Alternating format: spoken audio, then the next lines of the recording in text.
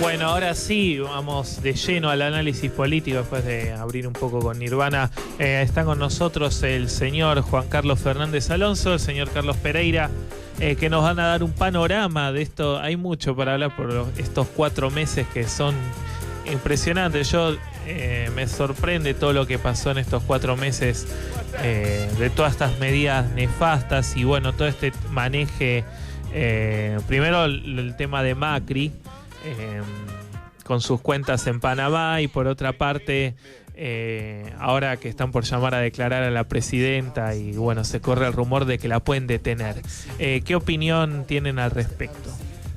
Mirá, hay tanto para hablar que yo voy a tratar de empezar de menor a mayor con cosas. Primero una que es anecdótica y no tanto, que es que se ha dado, creo que ayer o el sábado, no estoy seguro, creo que ayer, el primer casamiento religioso homosexual en América Latina, que se realizó en una sinagoga. Mirá vos. Entre 2 mujeres de religión judía. En segundo lugar, las preocupaciones regionales. ¿Cuál es el futuro inmediato de Dilma Rousseff? Está avanzando la posibilidad o el análisis, quienes tienen que expedirse sobre la posibilidad de llevarla a un juicio político, impeachment como lo llaman en Brasil. Y la otra cosa preocupante también del orden regional es el triunfo en primera vuelta de Keiko Fujimori, que significa otro avance de la derecha más reaccionaria en la región. Ahora esos cambios, yo creo que el poder más grande lo que se está dando es el tema de los medios de comunicación.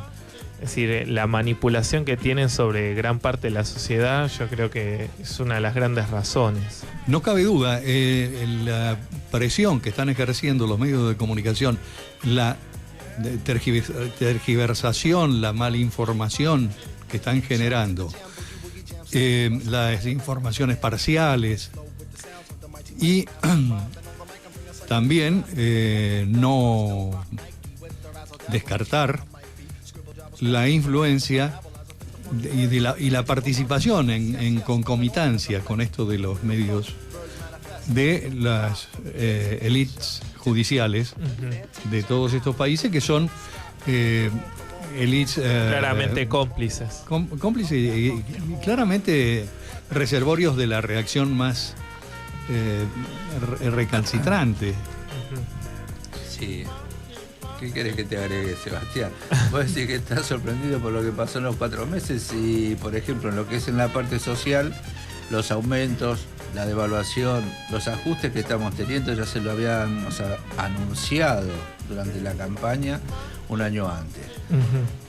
Lo que pasó en Perú es lo mismo que pasa en la Argentina. O sea, vos venís de un estado de bienestar y de pronto la mayoría de la gente se vuelca a la derecha. Pero eso no tiene mucha influencia en los medios. Sí, pero también yo creo que tiene que pasar por el sentido común de cada habitante. Si vos estás en un estado de bienestar en el cual no estarás muy bien, pero estabas dentro de un periodo de desarrollo, ¿por qué tirarlo todo abajo de nuevo? Al margen de los medios que trabajan y que te dicen a vos, como por ejemplo ahora que se encarnizaron contra Cristina Kirchner. Sí, de buscar todos los medios de meterlo en algo y tapar otras cosas, de alguna delincuencia, y vos estás viendo también que paralelamente a Cristina Kirchner se le comprueba a Macri el desvío de dinero, porque nadie crea una empresa en esos lugares para producir, sino para evadir. Pasa que también muchas personas creen, bueno, es el padre, él no tuvo nada que ver. Sí, tuvo mucho que ver, porque cuando se ponen a discutir de que si bien es cierto que el kirchnerismo puede tener algunos puntos de, como ellos le llaman, de delincuencia, nosotros le estamos pagando la deuda a Macri. O sea, la deuda que se estatizó, la deuda privada que se estatizó, la estamos pagando al padre. Nosotros, y ellos se lavaron toda esa plata. Y eso nadie lo aclara. Y son muchos millones de dólares. No, el padre solo no. Él no era un niño cuando pasó eso. Pero yo quisiera volver un segundo hacia esto con lo que comenzó Carlos a mencionar. Acá lo que se produce es un cambio total, un dar vuelta la sartén completamente. A diferencia, por ejemplo, de lo que ocurre en los países escandinavos, donde hay alternancia permanentemente. Uh-huh. Hay largos periodos de gobiernos socialdemócratas y por momentos ganan los partidos de derecha, los partidos algo más reaccionarios. Pero las políticas de fondo no son tocadas. Los beneficios sociales más importantes no son tocados. Esa es la diferencia fundamental cuando aquí ahora lo que se está haciendo es destruir la economía popular, uh-huh, pero en forma absoluta y de la forma más cruel que se puede hacer. Están quitándole medicamentos el 100% a los jubilados del PAMI, mientras además se produce un proceso inflacionario bestial, sí, que no se ve reflejado en las paritarias para los trabajadores en actividad, sí, y mucho menos para los jubilados. Sí, no olvidemos que nuestro salario se devaluó hace 3 meses en un 40%. Pero claro. Es decir, eso no hay que olvidar, y mucha gente o muchas personas no se dan cuenta de eso, pero que la verdad es que tenemos un salario que está un 40% devaluado. Y eso no es muy difícil de remontar. Claro, porque aparte el salario del privado no pasa por los presupuestos estatales, sino pasa por la producción. Y cuanto vos más trabajo tenés, más producís, mejor salario tenés. Ahora se está afectando todo, o sea, tanto el comercio como la producción y por lo tanto el asalariado. Y cada vez va a haber más gente en la calle. El tema es cómo se soluciona. Si tienen ganas de solucionarlo o no. Por lo que aparenta actualmente, no tienen ganas de solucionarlo. Hay mucha gente que todavía cree que esto se va a revertir. Lo que pasa es que son ecuaciones muy simples. Con el deterioro del poder adquisitivo, de los salarios y de las jubilaciones, que son la inmensa mayoría de la población, uh-huh, absolutamente mayoría de la población.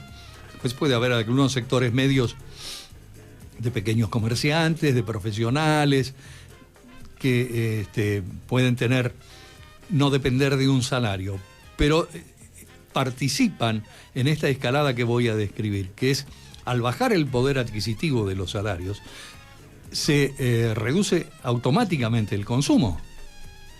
Reduciéndose el consumo, se produce la reducción del empleo, porque la fábrica que no vende, no produce, y si no produce... Y si produce menos, tiene que despedir gente. Despide personal. Eso afecta incluso a estos pequeños sectores medios que te digo, de pequeños comerciantes, de profesionales, que ven también reducida su ingreso por falta de venta, por la reducción del poder adquisitivo.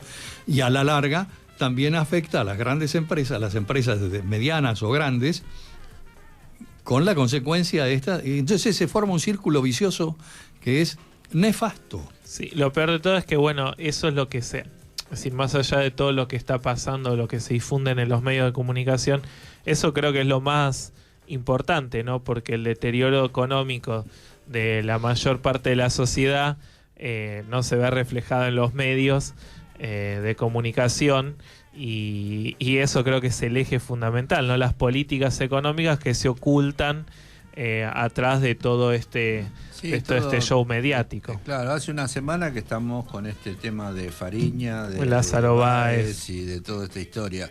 El tema es que yo la otra vez casualmente vi un programa de televisión en el cual se tocaba el tema del hambre, porque mucha gente del PRO estaba diciendo que los intendentes del conurbano estaban amenazando con que iban a producir una revolución social, no sé, que se le iba a venir la gente a prenderle fuego, cuando en realidad, y esto fue la intendenta de La Matanza, le decía que había grupos de gente que antes no acudían a los comedores que están en las iglesias, que están en las escuelas, a pedir comida, y ahora lo están haciendo.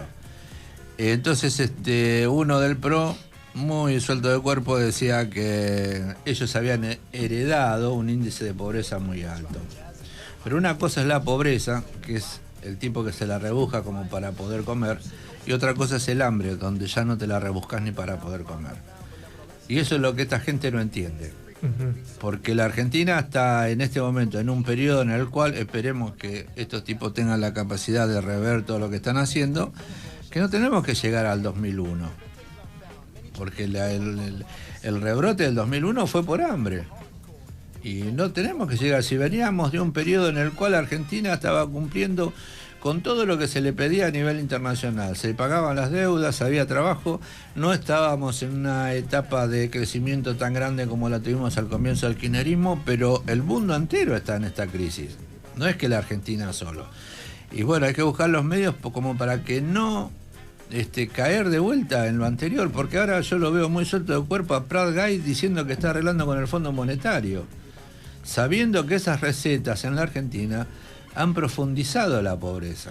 Yo vuelvo a insistir que eso se tapa en los medios, en los grandes medios, y bueno, se hace la vista gorda sobre este tipo de temas. Pero por supuesto, pero sí. Lo que pasa es que además estamos en medio de una crisis, además de carácter ético, impresionante.